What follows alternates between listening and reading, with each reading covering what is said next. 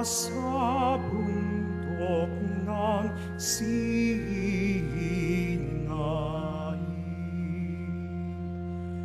ay binigyan ng batas, gabay mula sa itaas,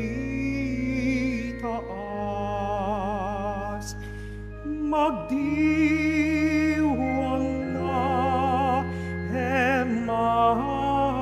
Emmanuel ay darating, o Israel.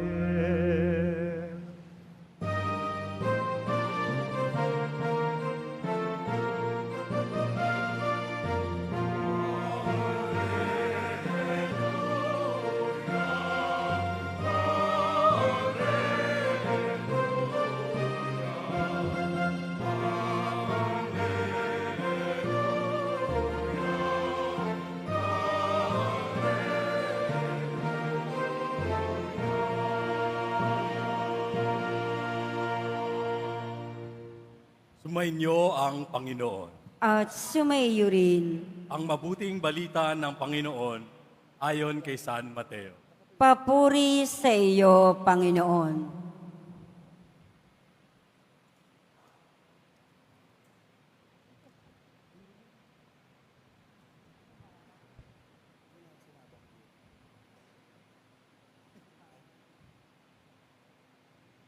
Ganito ang pagkapanganak kay Heso Kristo.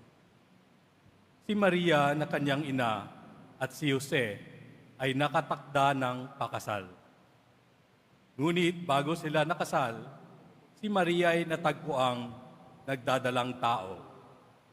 Ito ay sa pamamagitan ng Espiritu Santo. Isang taong matuwid itong si Jose na kanyang magiging asawa. Ngunit ayaw niyang mapahiya si Maria. Kaya ipinasya niyang hiwalayan ito ng lihim. Samantalang iniisip ni Jose ito, nagpakita sa kanya sa panaginip ang isang anghel ng Panginoon. Sabi nito sa kanya, Jose, anak ni David, huwag kang matakot na tuluyang pakasalan si Maria, sapagkat siya ay naglihi sa pamamagitan ng Espiritu Santo. Manganganak siya ng isang lalaki at ito'y pangangalanan mong Jesus, sapagkat siya ang magliligtas sa kanyang bayan sa kanilang mga kasalanan. Nangyari ang lahat ng ito upang matupad ang sinabi ng Panginoon sa pamamagitan ng propeta. Maglilihi ang isang dalaga at manganganak ng isang lalaki at tatawagin itong Emmanuel. Ang kahulugay, kasama natin ang Diyos. Nang magising si Jose, sinunod niya ang utos ng anghel ng Panginoon. Pinakasalan niya si Maria. Ngunit hindi ginalaw ni Jose si Maria hanggang sa maipanganak nito ang isang sanggol na lalaki na pinangalan niyang Jesus. Ang mabuting balita ng Panginoon. Pinupuri ka namin, Panginoong Heso Kristo. Magsiupo muna ang lahat.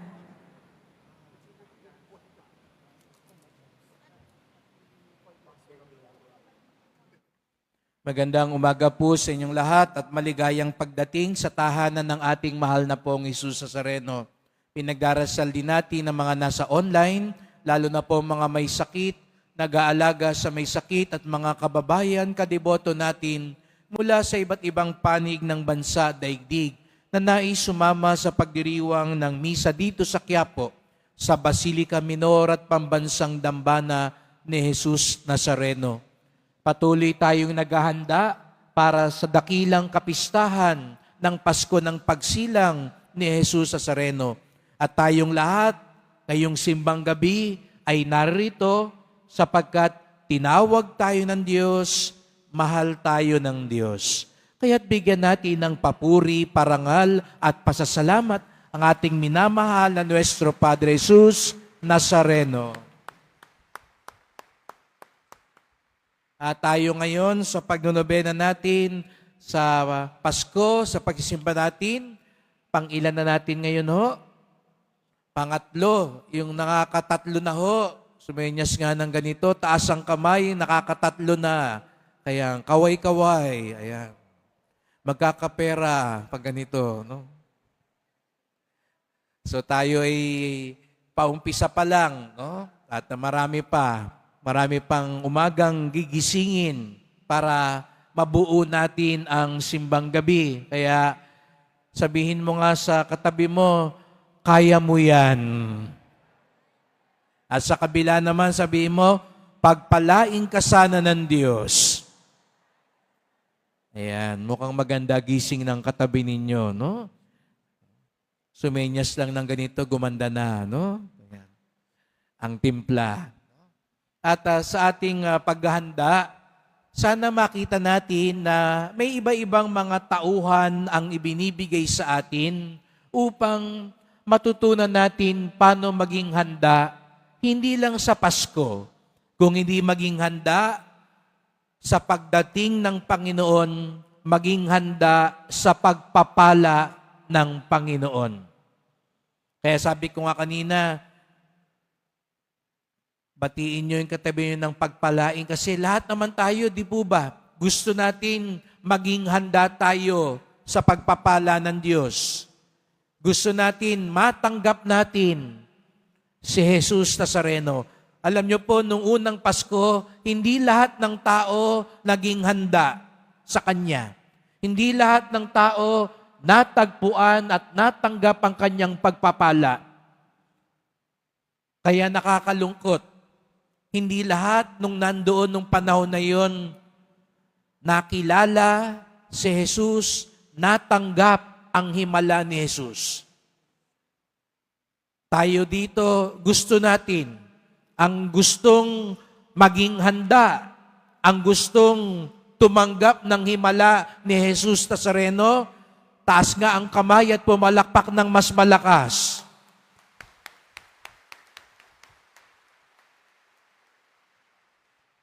Kaya nga sa umagang ito, ipinapakilala sa atin ang isang tauhan na naging handa kay Jesus Nazareno. At yun ay walang iba kung hindi si San Jose. Ayan si San Jose. May spotlight siya ngayon kaya mas kitang-kita ang kanyang kagwapuhan. Ngayong umagang ito, tutuklasin natin ang sikreto ni San Jose. Papaano natuklasan ni San Jose ang himala at pagpapala ni Jesus Nazareno? Tatlong katangian ni San Jose ang ating matututunan. Ang una, sabi sa Ebanghelyo, si San Jose ay isang matuwid na tao. A just man. At siya'y matuwid sapagkat siya'y masunurin. Yun daw po mga kapatid, ang unang hakbang para maging handa kay Jesus Nazareno, kailangan daw masunurin tayo. Mari tayong maraming gawin, pero ang tanong, ito ba'y bunga ng pagiging masunurin? Kaya nga sa nalalapit na kapistahan, ang ating tema, mas mabuti ang pagsunod kaysa paghahandog sa mga umaasa sa Diyos. Dahil ang tunay na alagad, ang tunay na deboto, ang tunay na Kristiyano, hindi maihiwalay sa kanya yung pagsunod sa kalooban ng Diyos. Pwede kang mamanata, pwede kang magdebosyon, pwede kang magpasan, pero ang tanong, sumusunod ka ba sa Diyos? Pwede kang magsimba, pwede kang maglingkod, pwede kang gumawa ng mabuti, pero ang tanong, sumusunod ba talaga tayo? Dahil pwede nating gawin ang mga ito na sa totoo lang, tayo naman ang nasusunod. Si San Jose, dakila, handa, sapagkat nagpaparaya siya, tumatalima siya sa kalooban ng Diyos.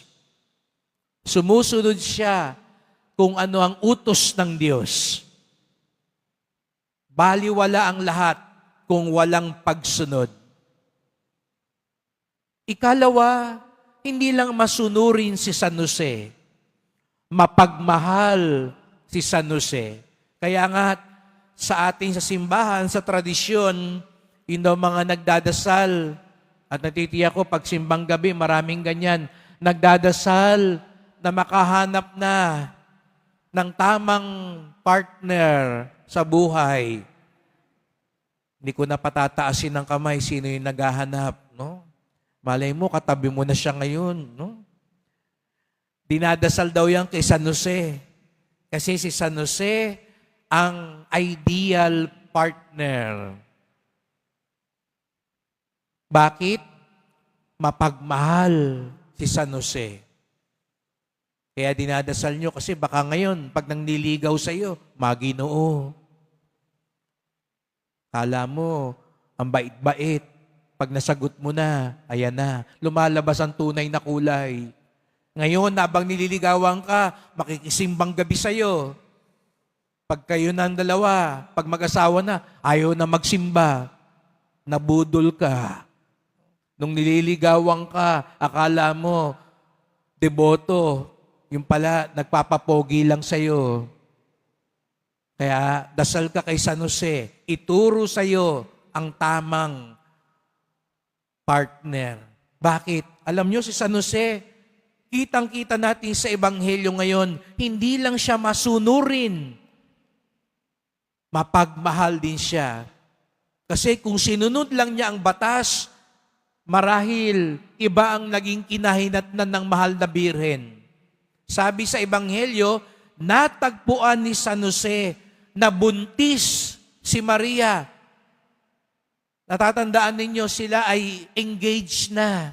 At sa mata ng mga Hudyo, para na silang kasal, betrothed na sila. Kaya malaking kalapastanganan yung ginawa ni Maria. Kaya ayon sa batas, kung masunurin lang si San Jose, maaari niyang isumbong si Maria. Isumbong sa mga kinaukulan. At alam nyo, ang parusa sa mga nabuntis bago pa ikasal, pwede silang batuhin hanggang mamatay. Death penalty. Babatuhin sila. Biruin nyo, ganun ang mangyayari sana kay Maria.